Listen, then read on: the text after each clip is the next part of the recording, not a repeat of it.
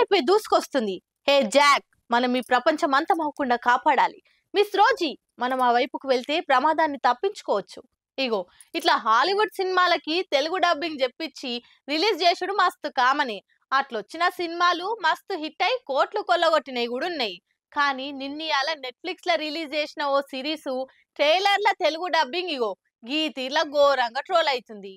Or మీ దుంపల దగ్గర మీరెక్కడ దొరికిర్రా అని టాలీవుడ్ ఆడియన్స్ తలకాయ కొట్టుకుంటా నెట్ఫ్లిక్స్ నెత్తి మీద అచ్చింతలేసే ట్రెండే సోషల్ మీడియాలో జోరుగా నడుస్తుంది. ఇప్పుడు మోడర్న్ మాస్టర్స్ పేరుతోటి రాజమౌళి మీద నెట్ఫ్లిక్స్ వాళ్ళు ఓ సిరీస్ తీస్తున్న ముచ్చట తెలిసిందే కదా. ఆగస్టు 2కి స్ట్రీమ్ కాబోతున్న ఆ సిరీస్ ట్రైలర్ లేటెస్ట్ గా రిలీజ్ అయింది కూడా. అయితే జక్కన్న తోటి కలిసి పనిచేసిన తారకు, చరణ్, ప్రభాస్ ఇంకా మస్తు మందితో పాటుగా రాజమౌళి కూడా అందరు ఇంగ్లీష్ లో మాట్లాడిన వీడియోలు ఉన్నాయి. మరి తెలుగు డైరెక్టర్ గురించి సిరీస్ తీసి తెలుగు డబ్బింగ్ లేకుంటే ఎట్లా అను దిక్కుమాలని ఆలోచన చేసి తలో దిక్కుకెళ్ళి ఒకరిని పట్టుకొచ్చి మరీ కష్టపడి ఆ ఇంగ్లీష్ మాటలు డబ్బింగ్ చెప్పించారు నెట్ఫ్లిక్స్ వాళ్ళు. అదిన్న టాలీవుడ్ ఆడియన్స్ చెవుల్లో సీసం పోసినట్టు చిరాకు వచ్చి పాడైతుంది అని అనుకుంటా కామెంట్లు వేస్తారు మస్తు మంది. అంటే అన్నారంటారు గాని అందున్న ప్రభాసు, శరణ్, తారకు, రాజమౌళి ఇంటి ఆమె రమా రాజమౌళి ఇట్లా అందరు తెలుగు వాళ్ళే కదా. అదేదో వాళ్ళతోనే 2 ముచ్చట్లు తెలుగులో చెప్పించినా అయిపోయేదిగా. పాన్ ఇండియా తెలుగు హీరోలకి ఎవరెవరో డబ్బింగ్ చెప్తుంటే ఎననీకి ఎంత ఘోరంగా ఉందో అనుకుంటా స్టార్ హీరోల ఫ్యాన్స్ కూడా సురుకులు అంటిస్తారు నెట్ఫ్లిక్స్ వాళ్ళకు. ఇక మీమర్స్ ట్రోలర్స్ ఊతవుకుంటారా సినిమా క్లిప్పులు ఫోటోలతో నడుచుకున్నట్టు చాలు చేసిరు. అప్పుడే ఎంత శరణ్ చిరుతైనా గానీ, తారక్ యంగ్ టైగర్ అయినా గానీ,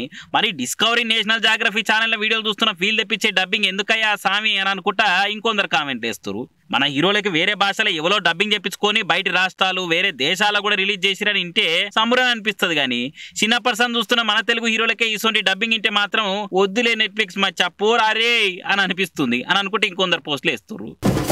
కృషి ఉంటే మనుషులు ఋషులవుతారు, మహాపురుషులవుతారు. కష్టపడే తత్వం ఉంటే మనిషి ఎన్నటికైనా గొప్పోడవుతాడు. మందిని ముంచి పెద్దగైన వాళ్ళ కాలకాడికి పోయి అయ్యా అయ్యా అని అడుక్కునే బదులు మనకున్న తెలివితోని జర్ర ఎరైటీగా ఆలోచన చేస్తే మనం కూడా గొప్పోలం అవుతామని గీ అన్న నిరూపించిండు. ఎక్కువ ఖర్చు లేకట అన్ని ఒకటే బండి మీద అమర్చుకొని వేడి వేడి బజ్జీలేసి అమ్ముతుండు.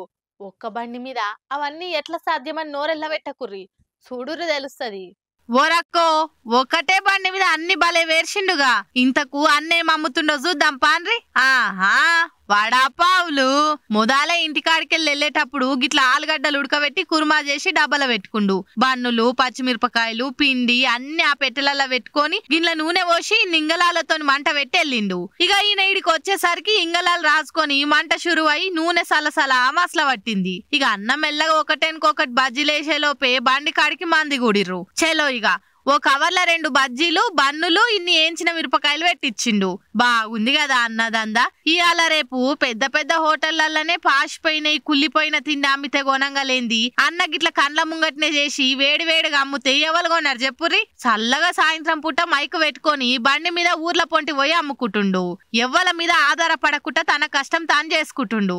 ఖాళీగా కూర్చొని గాలి తిరుగులు తిరిగేటోళ్ళు, దొంగతనాలు, దోపిడీలు చేసే జీడితుగాళ్ళ కంటే నువ్వే 1000 రేట్లు నయమన్నా. నీ దందా ఎప్పటికీ గిట్లనే మంచిగా నడవాలి, ఇంకా పెద్ద కావాలి అనుకుంటా మెచ్చుకుంటుర్రు ఇది చూసినోళ్ళంతా.